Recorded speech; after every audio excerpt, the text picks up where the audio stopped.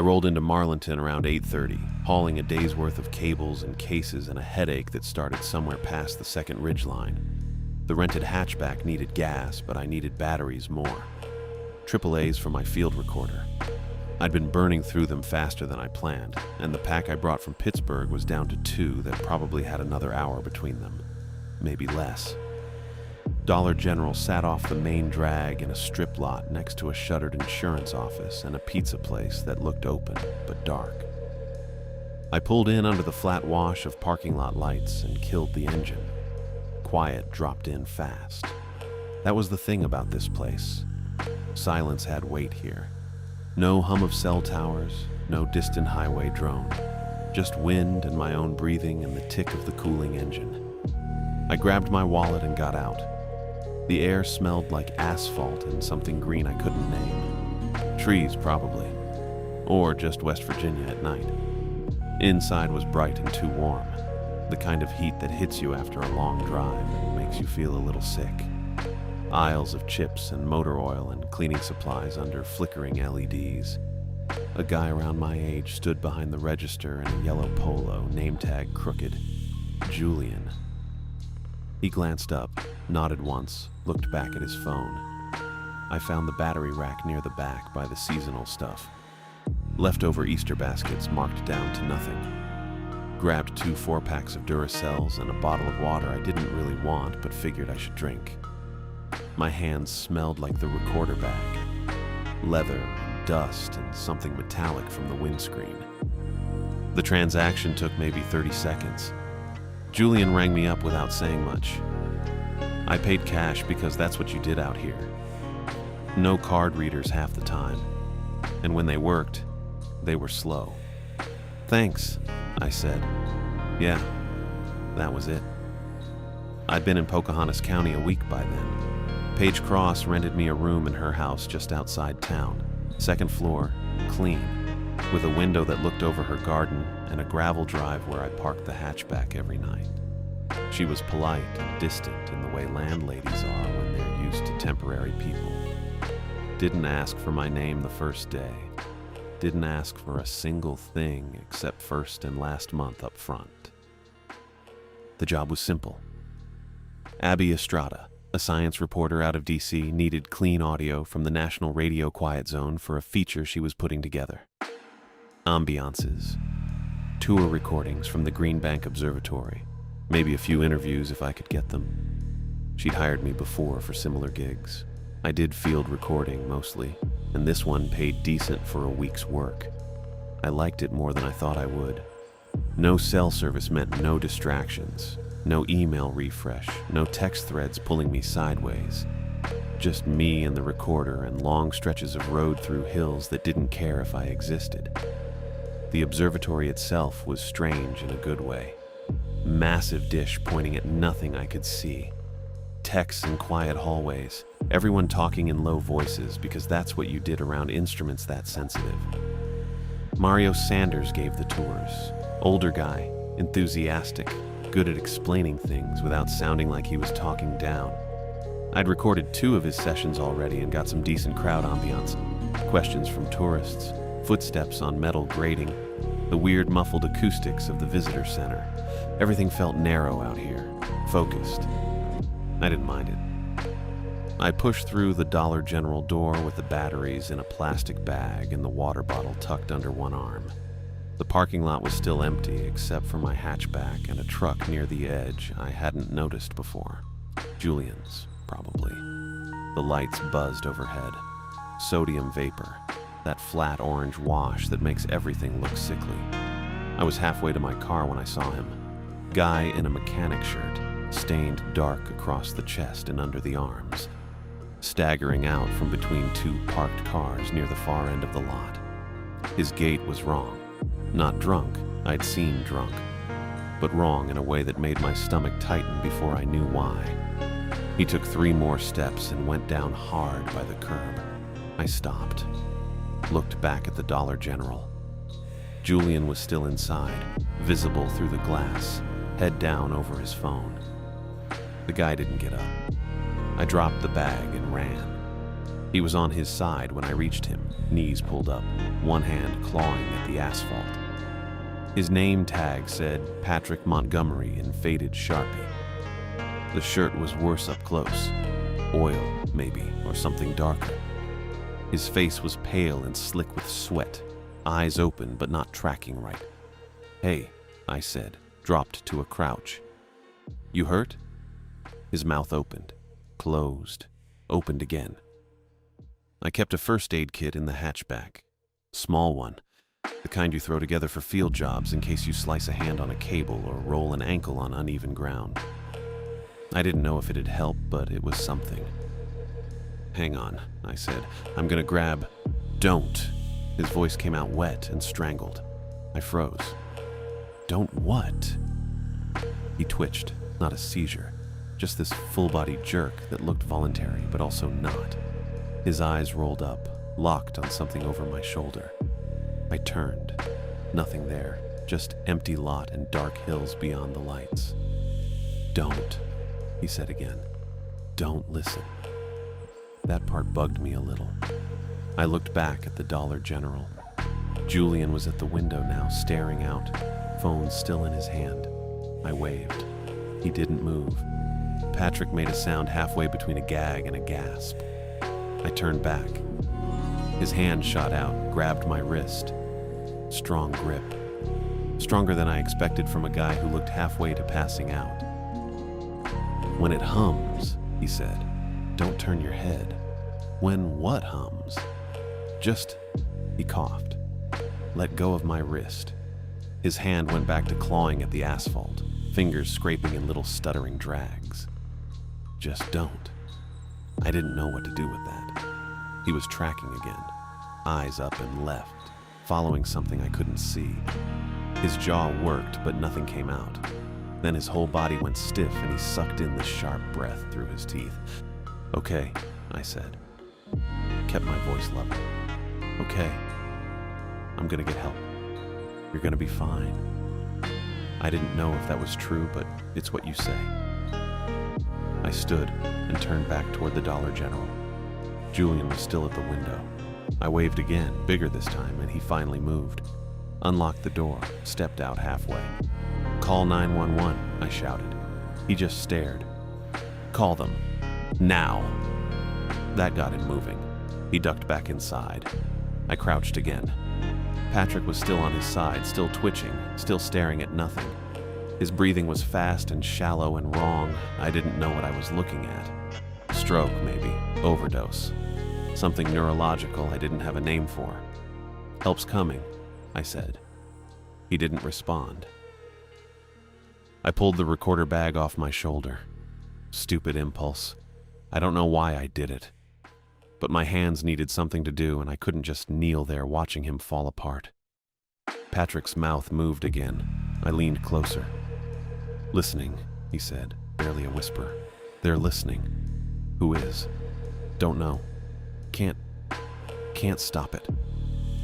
His hand came up again, slower this time, and pointed at his own head. Tapped twice against his temple. "In here," he said. "Won't stop." I didn't say anything. "What do you say to that?" He twitched again, harder. His eyes rolled back, and for a second I thought he was seizing. But then they snapped forward and locked on mine. "You hear it," he said. "You're already gone." Then he stopped talking. I pressed 2 fingers to the side of Patrick's neck. I had to shift closer because his collar was stiff with grime and I couldn't find the spot at first. His pulse was there, fast, uneven, kind of fluttery in a way that bugged me more than if it had just been racing. His breathing was shallow but steady enough. I counted 4 breaths while I kept my fingers on his neck. In through the teeth, out through barely parted lips. His eyes were still open, but they weren't tracking me anymore. They kept sliding left and up, following something I couldn't see. "Okay," I said. I didn't know if he could hear me.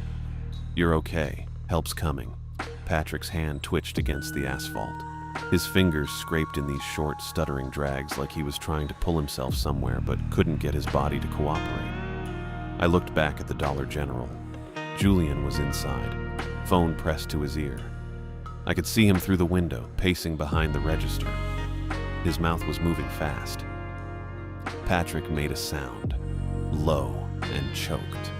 I turned back and he was staring right at me now, eyes locked on mine with this desperate focus that made my stomach drop. "Don't!" His voice came out wet. He coughed, tried again. "Don't turn. When it hums." "When what hums?" I kept my voice level, calm. I figured that's what you're supposed to do. His jaw worked. No sound for a few seconds. Then, "You'll want to." Don't turn my head." He nodded. Just barely. His whole body was trembling now, fine vibrations running through him like he was cold, but his face was still slick with sweat. "What am I listening for?" I asked.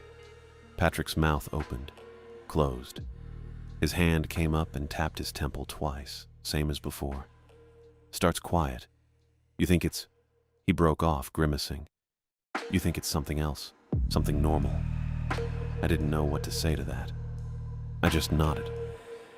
"But it's not," Patrick said. His voice dropped to almost nothing. I had to lean in close to hear him. "It's not normal. And once you turn, once you look..."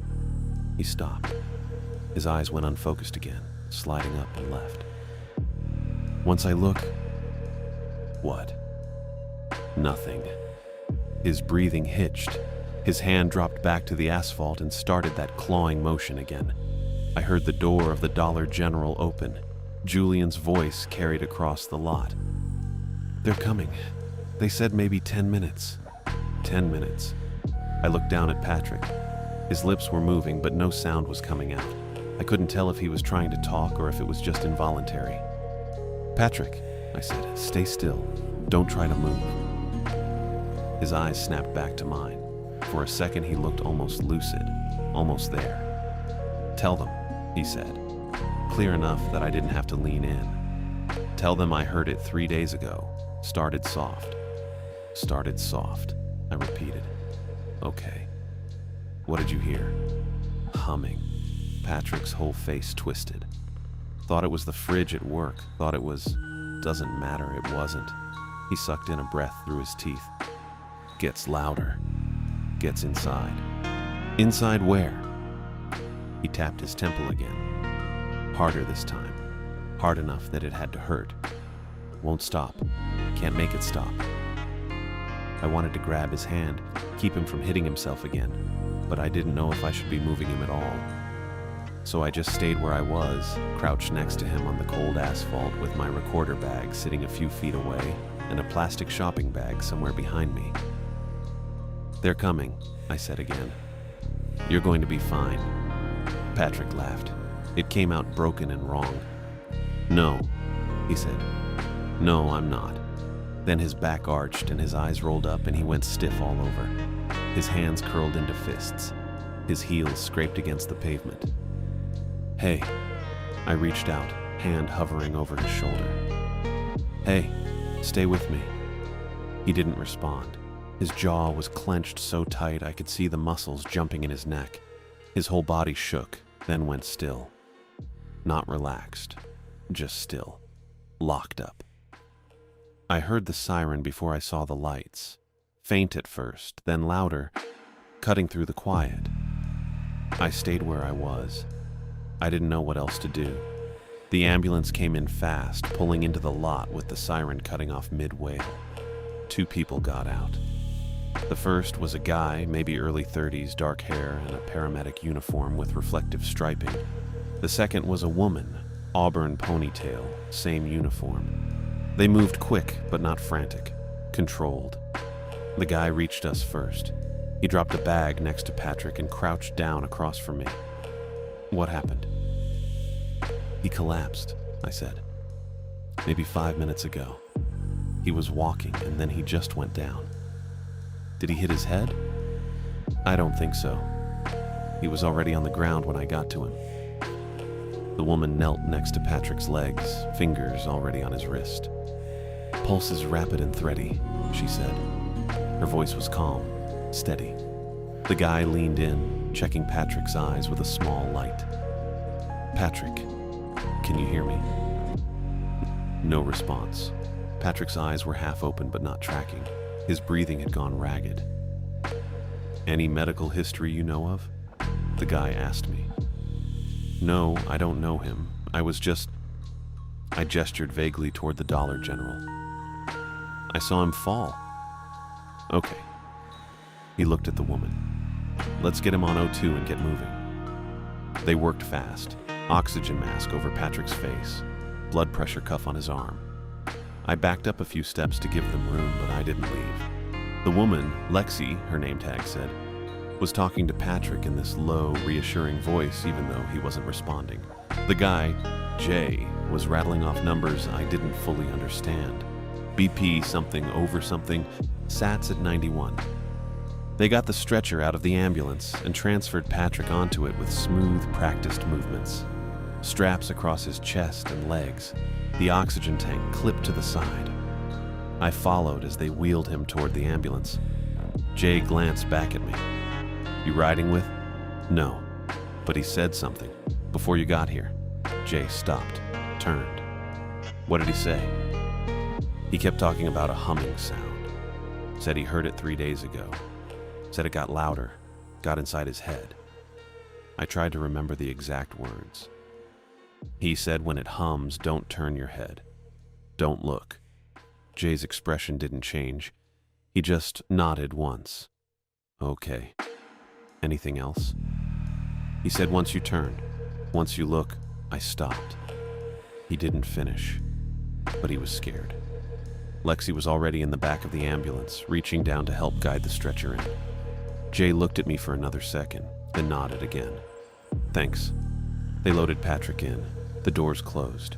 The siren kicked back on and they pulled out, lights cutting red and white across the empty lot. I stood there for a minute, maybe longer. Julian was still in the doorway of the Dollar General, staring after the ambulance. I picked up my recorder bag, found the plastic shopping bag with the batteries and water bottles still inside. Got in the hatchback and drove. Pocahontas Memorial was small. Single-story tan brick lit up too bright against the dark. I followed the signs to the emergency entrance and parked in a spot near the ambulance bay. I didn't know why I was there. I figured I'd give them a few minutes, then go in and see if there was anything else they needed to know. If Patrick had family they needed to call. Something. The ambulance was already there, backed up to the bay doors. I got out and walked over. Jay and Lexi were wheeling Patrick inside. I could see him on the stretcher, still strapped down, oxygen mask still on. He wasn't moving. I followed them through the automatic doors into a bright hallway that smelled like disinfectant and floor wax. A nurse in navy scrubs looked up from a desk, then moved toward the stretcher. Her name tag said Kathleen Gutierrez. "What have we got?" she asked. Jay started rattling off details. Unresponsive male, mid-40s, found collapsed in a parking lot, vitals unstable. I stayed a few steps back, just inside the doorway. A doctor came around the corner. Older guy, white coat, neat mustache. His badge said Logan Bryant. He moved straight to the stretcher and started checking Patrick over, hands quick and efficient. I took another step forward. Kathleen looked up and saw me. "Are you family?" she asked. "No, I'm the one who found him." "Okay." Her voice was polite but firm.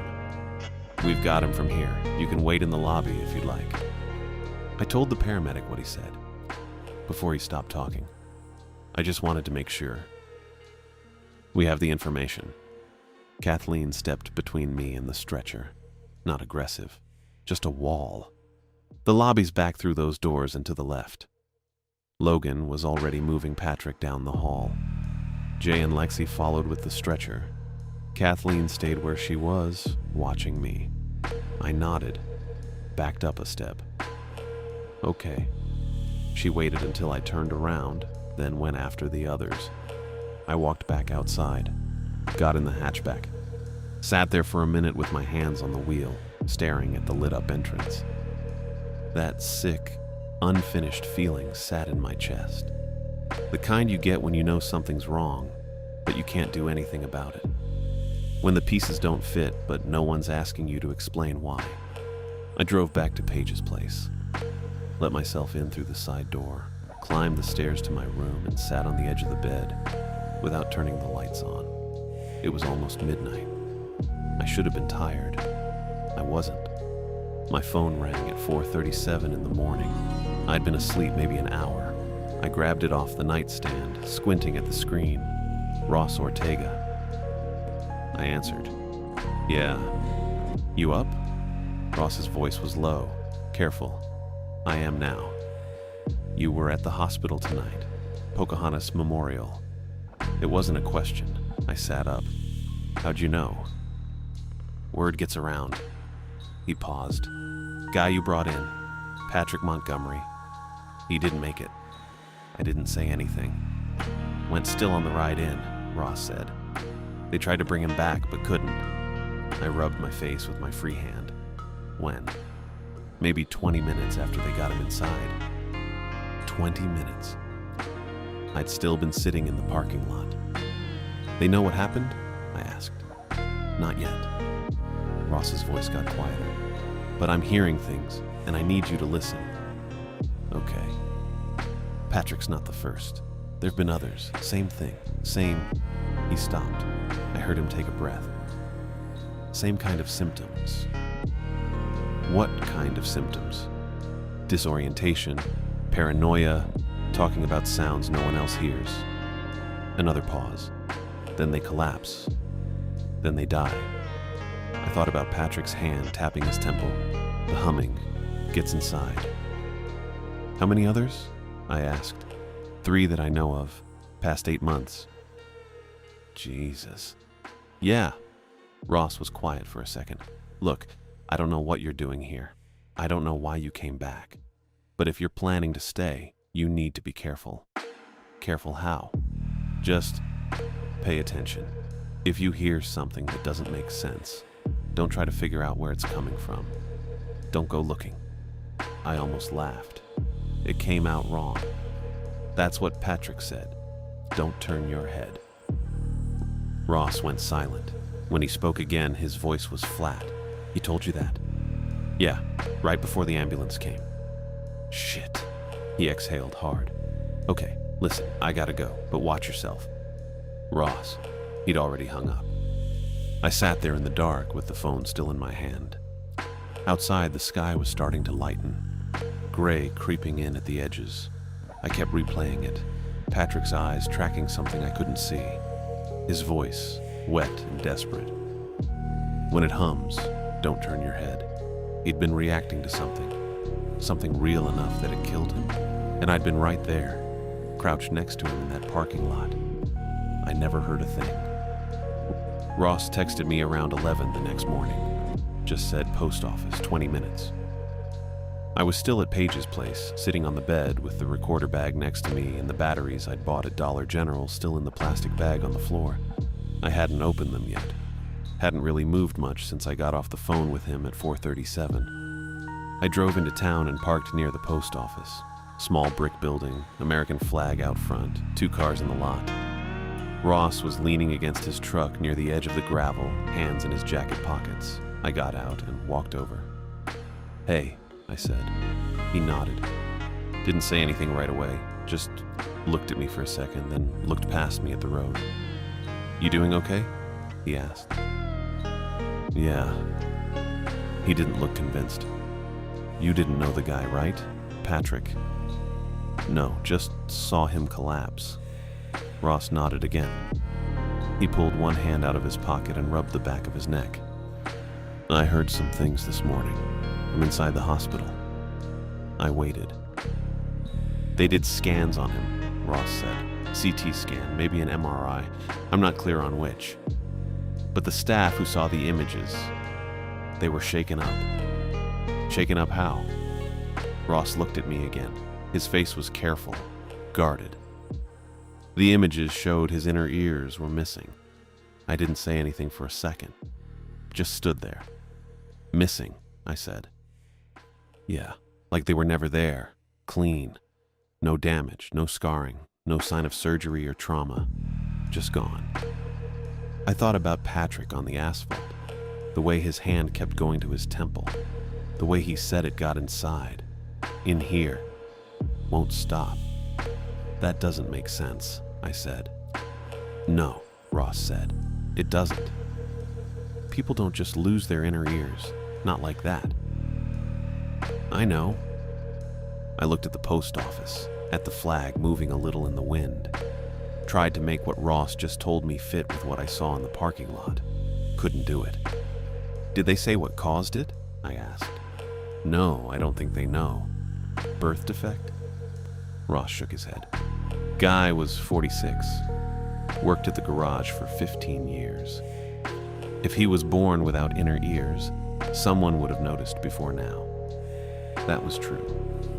I didn't know much about inner ear anatomy, but I knew enough to know you needed it for balance, for hearing.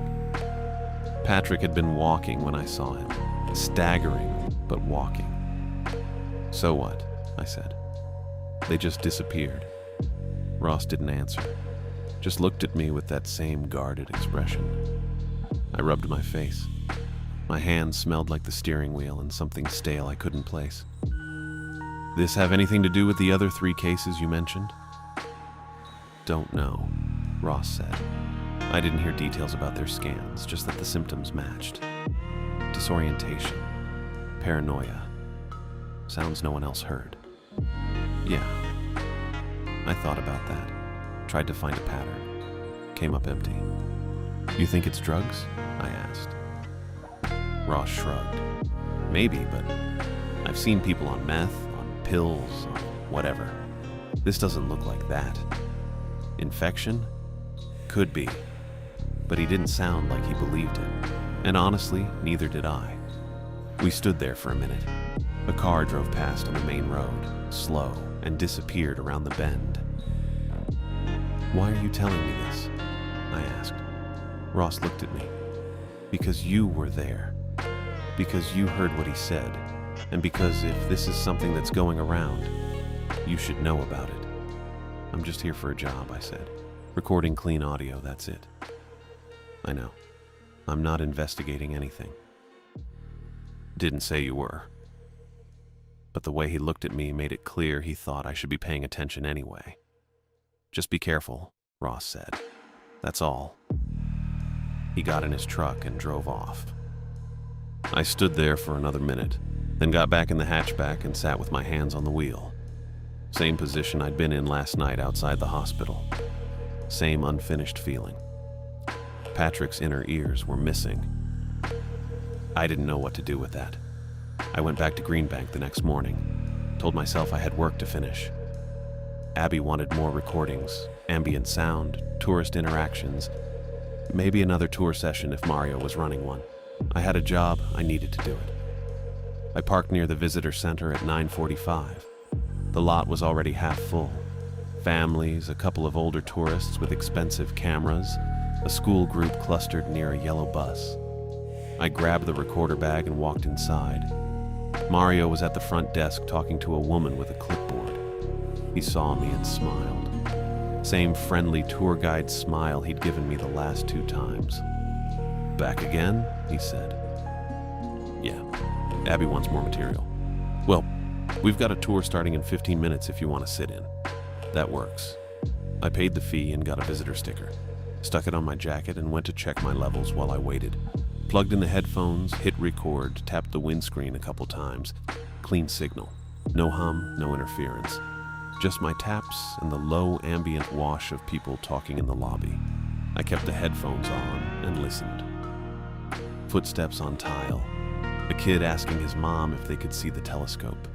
The hiss of the coffee machine behind the counter. All normal. All exactly what I expected. But I was listening differently now. Not just capturing sound for Abby.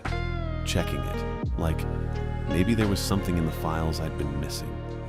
Something I'd been trained to notice, but hadn't. That was stupid. I knew that. Patrick's collapse had nothing to do with my recordings. Nothing to do with the quiet zone or the observatory or anything I was working on. But I kept listening anyway. The tour started at 10. Mario led the group outside toward the main telescope. The Green Bank telescope, the GBT, the big one everyone came to see.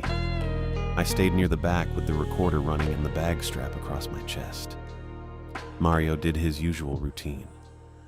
Explained how the telescope worked, how it listened to radio waves from space, how the quiet zone protected it from interference.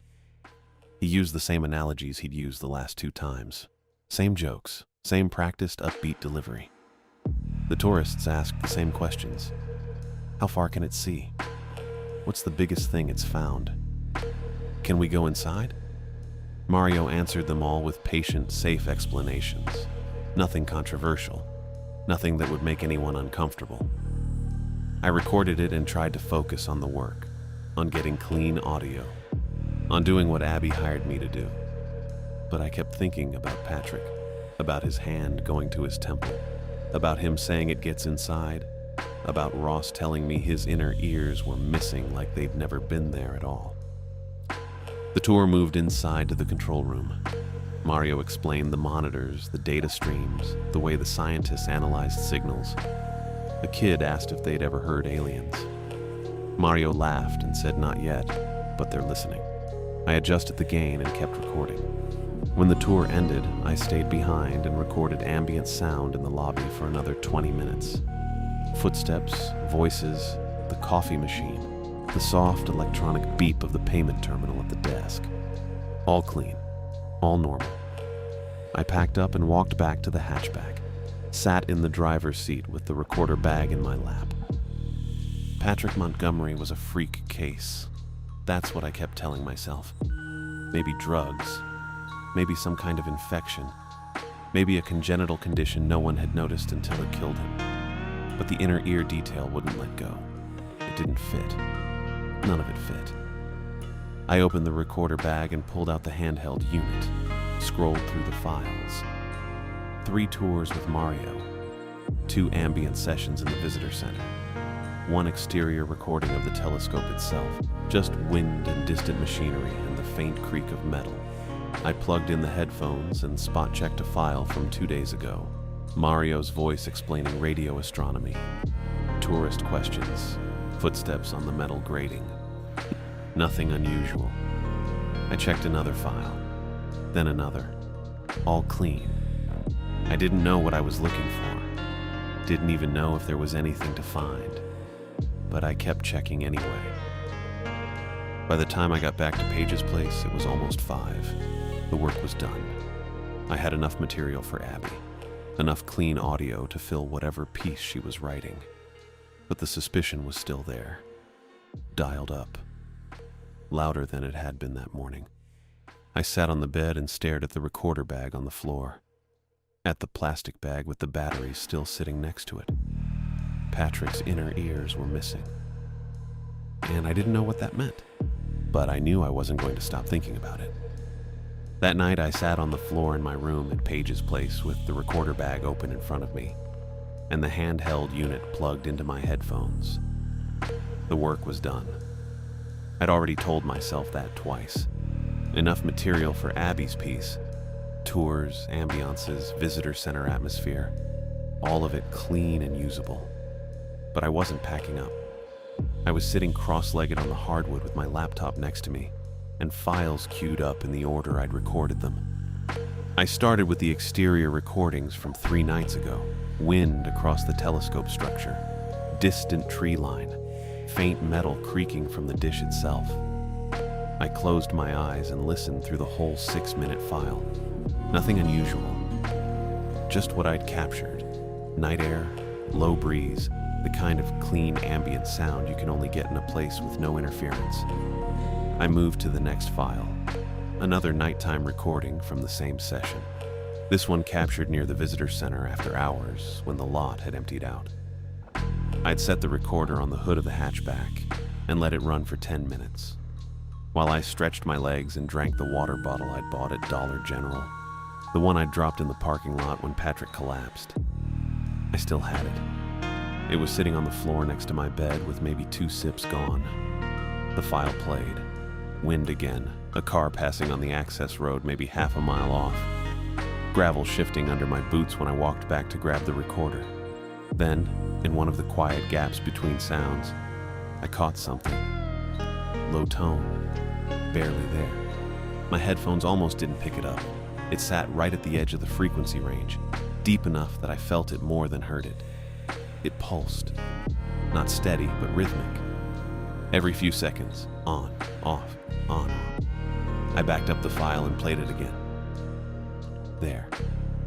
It sounded kind of like a distant engine idling, or maybe a generator running somewhere far off. Except there wasn't a generator near the visitor center. I knew that. I'd asked Mario on the first day if there was any mechanical noise I needed to watch for, and he'd said no. The whole site runs quiet by design. I sat forward and pulled the laptop closer, opening the waveform in the editing software. The tone showed up as a faint thread along the bottom of the display, just visible if I zoomed in. Consistent pulse, low frequency, maybe 30 or 40 hertz. I checked the metadata. Recorded at 11:23 p.m., wind speed low, no precipitation. I opened the next file. Same session, different location. This one from the edge of the parking lot near the tree line. I skipped ahead to a quiet section and listened. Same tone, same pulse. I didn't move for a minute, just sat there with the headphones on and the waveform on the screen in front of me. Then I started opening older files. The first night I'd recorded anything after dark was 5 days ago. I'd done a quick ambient capture outside Page's place just to test levels and make sure the recorder was behaving after the drive from Pittsburgh. I opened that file and scrubbed through it.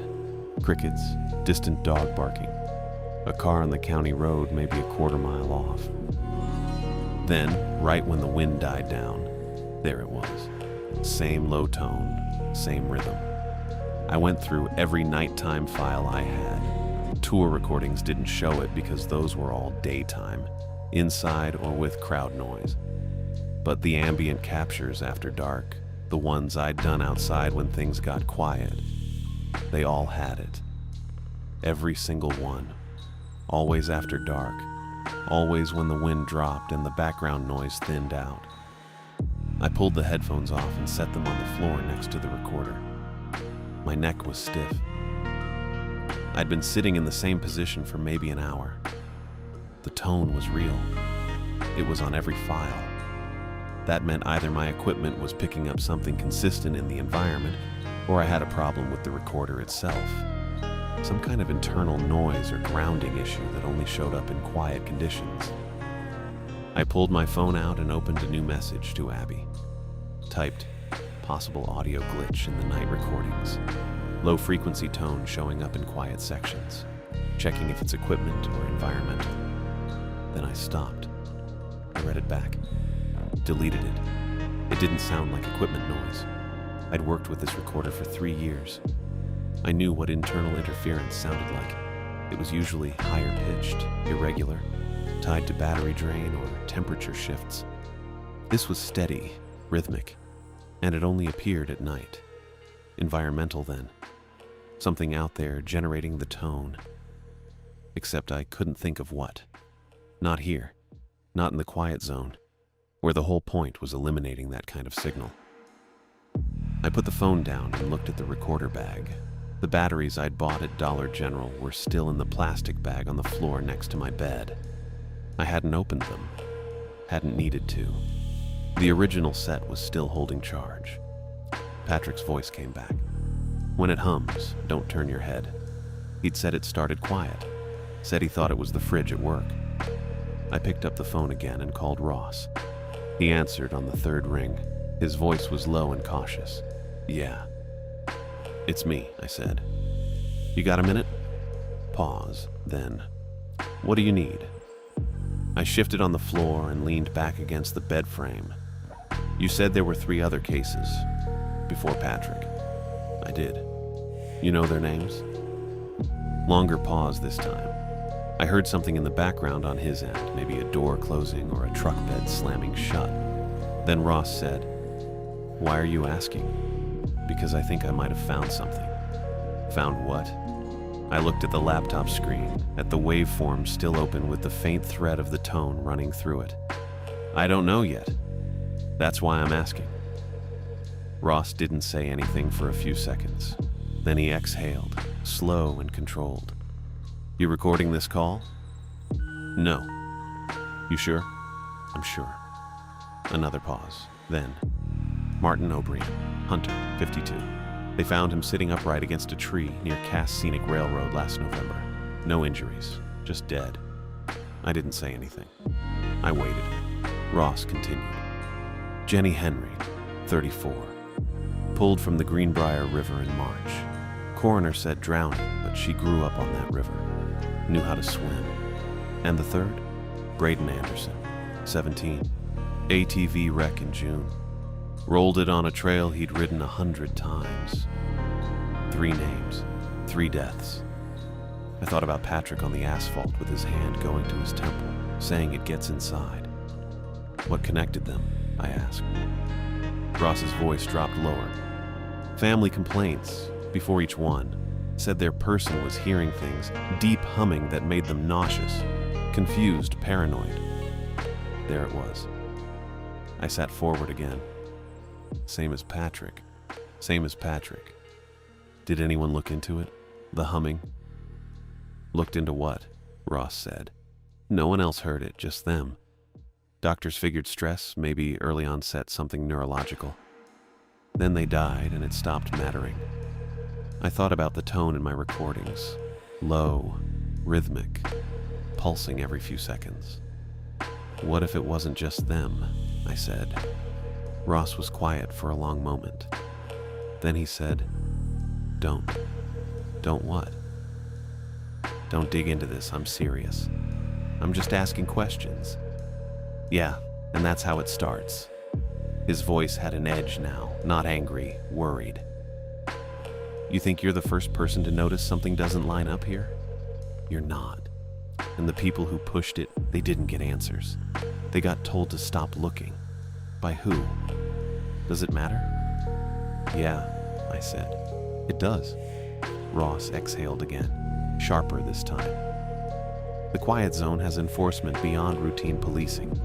You get that, right? Federal jurisdiction, observatory security, people whose job it is to make sure nothing interferes with the telescopes.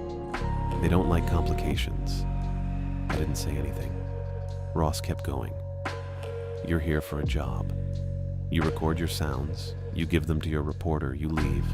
That's it. Don't make it more than that. What if it already is? Then you leave faster.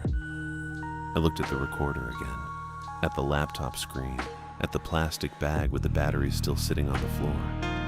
Thanks for the names, I said. Ross didn't answer right away. When he did, his voice was quieter, flatter. You're not going to leave it alone, are you? I don't know yet. He made a sound that might have been a laugh, but wasn't. Yeah, you are. The line went quiet for a second. Then Ross said, Be careful, and hung up. I sat there with the phone in my hand and the dial tone in my ear. Then I set it down and looked at the list I'd written on the corner of a receipt. Martin O'Brien, Jenny Henry, Braden Anderson. 3 people dead in less than a year. All of them heard humming no one else could hear. All of them disoriented, nauseous, paranoid before they died. And I had a tone on every nighttime recording I'd made since I got here. Ross's warning sat in my head. Don't dig into this. The kind of thing people say when they know something and don't want you to find out. The kind of warning that makes you want to verify it yourself, just to see if they're right. I pulled the laptop closer and opened a new file. I hung up. Ross's voice was still in my head. Leave faster. But the thing about being told not to look is it makes looking the only thing that matters. I sat on the floor with the laptop screen still showing the waveform. That thin thread at 40 hertz running through every nighttime file. Patrick Montgomery's inner ears were gone. 3 people before him heard the same hum. And I had it on tape. Ross was probably right. I should have packed the recorder, sent Abby what she needed, and driven back to Pittsburgh that night. I didn't. I waited until after dark. Not for any smart reason. Just because the tone only showed up at night, and if I was going to find the source, I needed it loud enough to follow. At 9:45 p.m., I loaded the hatchback. Handheld recorder, spare batteries, the ones I'd finally opened from the Dollar General bag, and my best headphones, the closed back pair I used for field monitoring when I needed to hear every detail. I wore the same jeans and hoodie from the parking lot 2 nights ago.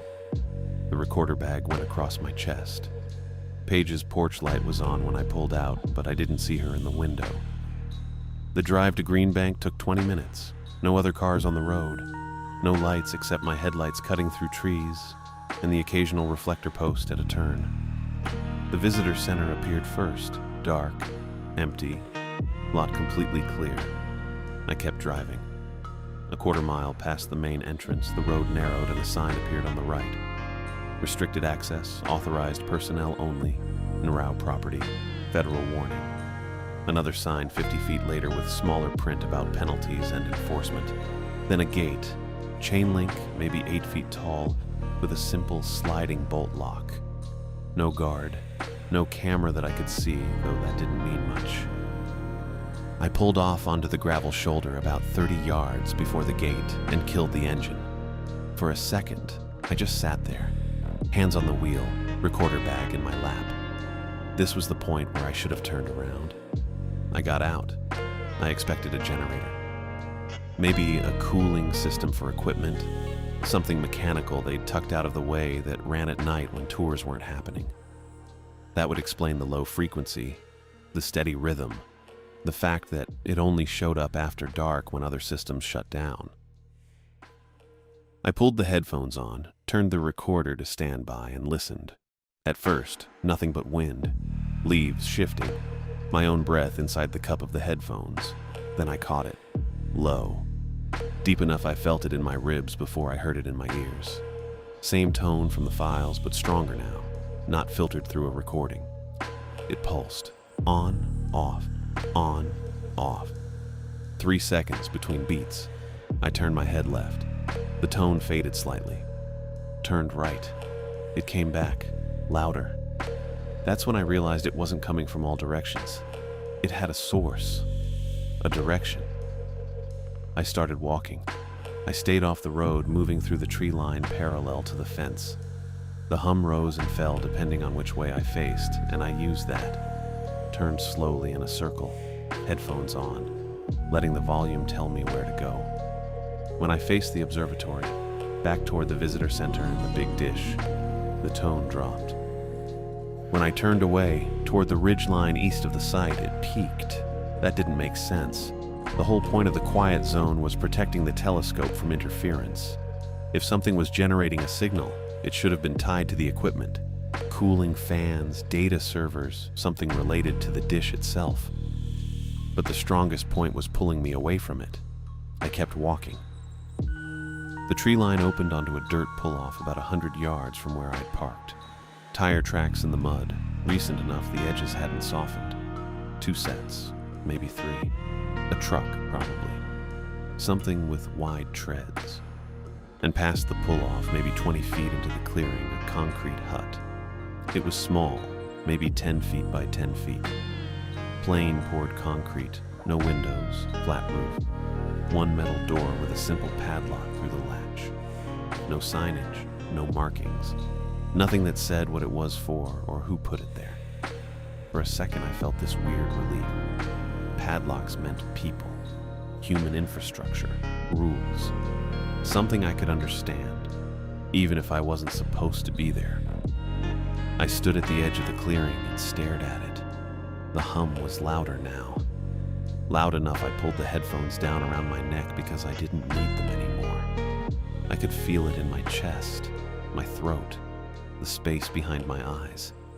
I should leave. That was the thought. Clear, practical, obvious. I took a step toward the hut. The hum spiked, not gradually. It jumped, like something inside had noticed me or switched modes. and my stomach rolled hard enough I stopped moving and pressed one hand against a tree trunk to steady myself. I closed my eyes, took a breath through my nose, told myself it was just infrasound low enough to trigger nausea, nothing more than physics. But under the hum, barely audible, thin and sharp, I caught something else. Clicking. Fast, rhythmic, almost mechanical, but not random.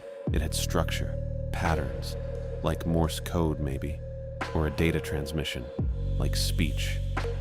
I opened my eyes. The padlock was simple, a standard master lock, the kind you'd use on a shed. I could have broken it if I wanted to. Bolt cutters would have done it. Hell, a good pull with a crowbar would have popped the latch screws right out of the frame.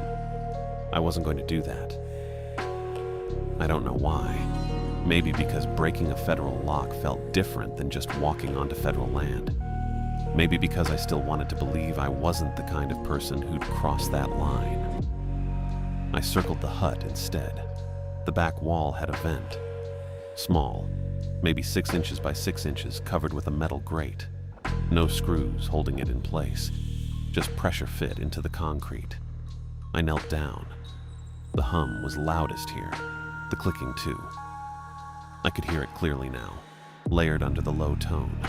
Fast enough the individual clicks blurred together, but slow enough I could tell they weren't constant. They pulsed, stopped, started again. I pulled the recorder off my shoulder, flipped it to record, and checked the levels. They jumped, peaked into the red, then dropped back, then spiked again in rhythm with the hum. I lay down on my side in the dirt, arm extended, and pushed the recorder as close to the vent as I could. The levels climbed. Whatever was inside wasn't random. It repeated. Same pulse, same rhythm, same clicking pattern buried underneath. Not a generator, not a cooling fan. A message. The light inside the hut flipped on. I was still on my side in the dirt with the recorder extended toward the vent when the glow spilled through the grate and hit my hand. Yellow, fluorescent. The kind that buzzes in empty offices. I didn't move. I should have moved. My brain said, get up, pull back, run. But my body stayed frozen with my arms stretched out and the recorder 6 inches from the vent. The hum didn't change. The clicking underneath kept going in the same pattern. Then I heard the padlock. Not someone working it from outside, from inside. A metal click, clean and deliberate, and the bolt sliding free. The door swung out. I pulled my arm back fast enough to scrape my elbow on concrete and rolled onto my knees. The recorder was still in my hand. I don't know why I didn't drop it. A man stepped out. He didn't rush. He moved like someone checking the weather. Boots first, then the rest of him, and he stopped just outside the doorway with one hand still on the frame. He wore a headlamp. The beam swept the clearing in a slow arc, left to right, like he was listening more than looking. He had a green jacket with a patch on the shoulder. I recognized it from the visitor center. Observatory contractor. Same logo, same font. His name was Clyde Tucker. I didn't know that yet. I learned it later. He turned his head and the beam hit me square in the face. I couldn't see anything past the light, just white and the afterimage of trees. This area is restricted, he said. His voice was calm, not loud, not angry, just stating a fact. I stood up. My legs felt wrong. The hum was still going and my stomach rolled again, but I locked my knees and stayed upright. I didn't see a sign, I said. It was a stupid thing to say. There were 2 signs. I'd driven past both of them. He didn't answer right away. He tilted his head and the beam dropped from my eyes to my chest, to the recorder back, to the unit still in my hand with the red light showing it was recording. Recording equipment makes it worse, he said. I hit stop. My thumb found the button on muscle memory, and the red light went dark. I'm working, I said. I'm doing a job for a reporter, sound recording, ambiance. I heard something out here and I was checking if it's a noise problem. He watched me. The headlamp made it impossible to see his face, but I could feel him watching. "You're not the first person to follow the hum," he said. That part made my chest tighten. "I don't know what you mean," I said. "Yeah," he said, "you do." He stepped to the side and raised one hand, not pointing at me, just a signal. 2 more lights flipped on in the tree line behind me. I turned. I couldn't help it. 2 people, maybe 30 feet back, standing in positions that cut off the path I'd used to get here. One on the left, one on the right. Both wearing the same green jackets. Both with headlamps. I looked back at Clyde. He hadn't moved. "We're going to need the recorder," he said. "It's my equipment," I said. "I know. I need it for work. You can get another one." I didn't hand it over. I should have. I knew I should have. But I held on to it. Clyde sighed. Not frustrated, just tired. "This goes easier if you cooperate," he said. The 2 others started moving. Not fast, just closing the distance. "Okay," I said. "Okay, I'll go. I'll leave. I won't come back." "Yeah," Clyde said. "You will." That stopped me. "What?" "You'll leave tonight," he said. "And you'll think about it tomorrow. And the day after that, you'll start looking for another way in. That's how it works." The 2 others were 10 feet away now. Close enough I could see details. The one on the left was a woman, maybe late 30s, with her hair pulled back tight. The one on the right was a man, taller, built solid. Both of them looked at Clyde, not me. "Inside," Clyde said. "I'm not going in there," I said. "You are," he said. "You can walk or Henry can help you. Your choice." Henry, the tall one. He didn't say anything. He didn't need to. I walked. Clyde stepped aside and I went through the door into the hut. It was hot inside. Not warm, hot. The kind of heat that comes off electronics running too long without ventilation. The air smelled like metal and ozone and something sharper I couldn't place. Burnt plastic, maybe. The space was smaller than it looked from outside. 10 by 10 like I thought, but the racks along the walls made it feel tighter. Equipment racks, black metal, bolted to the concrete, filled with units I didn't recognize. No labels, no manufacturer logos. Just smooth black boxes with ventilation slots and a few blinking LEDs. In the center of the room was a chair, bolted to the floor, facing a black panel on the far wall. The hum was worse in here, not louder exactly, more physical. It rattled in my jaw and teeth in the space behind my eyes. Clyde came in behind me, then the woman, then Henry. The door stayed open, but Henry stood in front of it. "Sit down," Clyde said. I looked at the chair. It was just a chair, metal frame, flat seat, no arms. But it was bolted down, and that made it something else. "I don't want to," I said. "I know," Clyde said. I sat down. The woman moved to one of the racks and pulled something off a hook, a small black sensor on a wire. She clipped it to my collar without saying anything. Her hands were fast and precise. She didn't look at my face. The panel in front of me flickered. Not on, just a flicker, like a screen waking up. Then it pulsed. A rhythm. The same rhythm I'd heard in the recordings. On for 3 seconds, off for 3 seconds. But this wasn't sound. This was light, or something close to light. It didn't illuminate anything. It just was. My vision stuttered. I don't know how else to describe it. The room was there, then it wasn't, then it was again, but shifted slightly to the left. My balance went sideways and I gripped the edge of the seat. "Relax," Clyde said.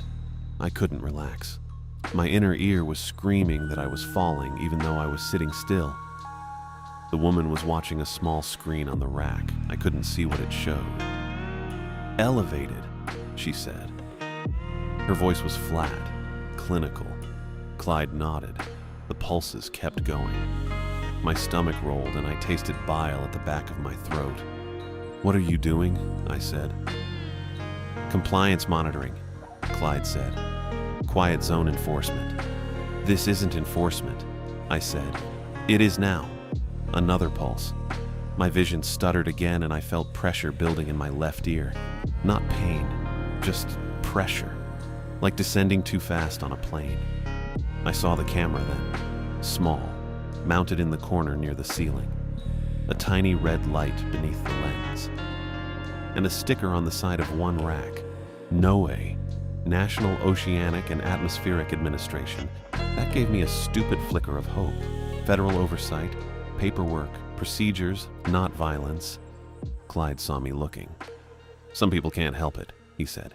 "They hear the signal and they have to follow it, like you." "I'm just doing my job," I said. "No," he said. "You finished your job 2 days ago. You're here because you couldn't stop." He wasn't wrong. The woman checked the screen again. "Spiking," she said. The pulses got faster. My vision went in and out, and I couldn't track which direction was up anymore. I leaned forward and my hands hit my knees and I focused on that. Solid. Real. "Resistance makes it worse," Clyde said. "Lasting harm. You want to stop analyzing and let it pass." I didn't know how to stop analyzing, that was the whole problem. But I tried. I made my hands let go of my knees. I sat back. I stopped trying to track the pulses and just let them happen. It didn't stop. But it changed. The pressure in my ear evened out. The nausea stayed, but didn't spike. The woman said something I didn't catch. The panel went dark. The sensor came off my collar. The woman's hands again, fast and impersonal. Clyde stepped back. "You can go," he said. I stood up too fast and the room tilted. I caught myself on the back of the chair and waited for it to level out. "Slowly," Clyde said. I moved slowly. One step, then another. Henry moved out of the doorway, and I walked through it into the clearing. The air outside was cold and clean, and I sucked it in like I'd been underwater. "Leave the county," Clyde said from behind me. "Don't come back. Don't talk about this." I didn't answer. I just walked. I made it to the tree line before I had to stop and brace against a trunk. My legs were shaking. The hum was still there, but quieter now. Or maybe I was farther away. I couldn't tell. I kept walking. Ross found me by my car. I don't know what time it was. Late or early. The sky had that pale edge that comes before dawn. I was on my knees next to the hatchback with one hand on the bumper and my stomach empty. I'd thrown up twice, maybe 3 times. I'd lost count. Ross's truck pulled up behind me and the headlights lit up the gravel and my shadow stretched out long and thin in front of me. He got out. I heard the door, heard his boots. "Jesus," he said. I didn't look up. He crouched next to me. "Can you stand?" he said. "Yeah," I said. I couldn't. He got an arm under mine and pulled me up. I leaned on him harder than I meant to. "What happened?" he said. "I went to the hut," I said. He didn't ask which hut. He just swore under his breath and opened the passenger door of his truck. "Get in," he said. I got in. He shut the door and walked back to my hatchback. I watched him in the side mirror. He leaned in through the driver's window, popped the trunk, pulled out my recorder bag. He brought it to the truck and set it in the back seat. Then he drove. We didn't talk. I kept my eyes closed and focused on breathing. The road was rough and every bump made my stomach roll again, but there was nothing left to come up. When the truck stopped, I opened my eyes. Paige's place. The porch light was still on. "Go inside and pack," Ross said. "Right now. Everything. Don't leave anything." "I need to sleep," I said. "You need to leave," he said. "If you're still here in 2 hours, they'll come back." I believed him. I got out. My legs held, barely. Ross stayed in the truck with the engine running while I went inside. Paige wasn't in the kitchen. I didn't see her. I went upstairs and packed everything into my duffel and backpack. Clothes, cables, the unopened water bottle, the batteries. It took maybe 10 minutes. When I came back down, Ross was standing by his truck.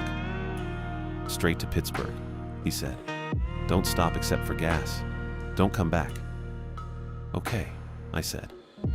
He looked at me for a long moment. "I'm sorry," he said. "For what?" "For not lying better when you asked about Patrick." He got in his truck and left. I loaded my stuff into the hatchback, put the recorder bag on the passenger seat, and started driving. I checked the recorder an hour outside the county line. I pulled into a gas station, bought coffee I didn't drink, and sat in the parking lot with the unit in my lap. I scrolled through the files. The nighttime recording from the hut was gone, wiped clean, not just deleted.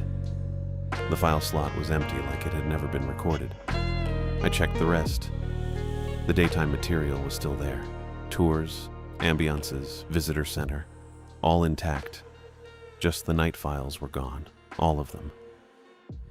I sat there staring at the empty list for maybe 5 minutes. Then I put the recorder back in the bag and kept driving. 2 hours later, my left ear started bleeding, just a thin line. I felt it on my neck first, warm and wet, and wiped it with my hand. Blood, bright red. I pulled over and checked in the rearview mirror. It was coming from inside my ear. Not a lot, just a slow trickle. I pressed a gas station napkin against it and waited. It didn't clot. It slowed but didn't stop. The hearing on that side went dull, not gone, just muffled, like someone had packed cotton deep in the canal. And underneath the muffled silence was pressure. Constant. The same pressure I'd felt in the hut. I kept driving. I finished Abby's assignment. I sent her the daytime material 3 days after I got back to Pittsburgh. Tours, ambiances, visitor center atmosphere, clean files, usable. She paid me the second half on delivery. I needed the money, and leaving it half done would have raised questions I didn't want to answer. She asked if I'd gotten anything unusual. I said no. She said the material was solid and she'd call me for the next job. I said sure. I stopped wearing headphones for long sessions after that. An hour, maybe 2, then I had to take them off. Listening closely triggered something. A tightness in my chest. A low hum at the edge of my hearing that might have been real or might have been in my head. I couldn't tell anymore. In quiet rooms, I kept hearing it. The pulsing tone. The same rhythm. 3 seconds on, 3 seconds off. I'd be sitting in my apartment at night with the windows closed and the street noise gone, and there it was. Low. Deep. Just at the edge. I'd go outside and it would stop. I'd come back in and it would start again. Or I'd be outside and hear it and go inside and it would stop. I didn't know if it was in the air or in my ear, if it was real signal bleeding through from somewhere I couldn't see or permanent damage rattling around inside my own head. I just knew I couldn't stop hearing it, and I didn't know if that meant I was still listening or if I'd already lost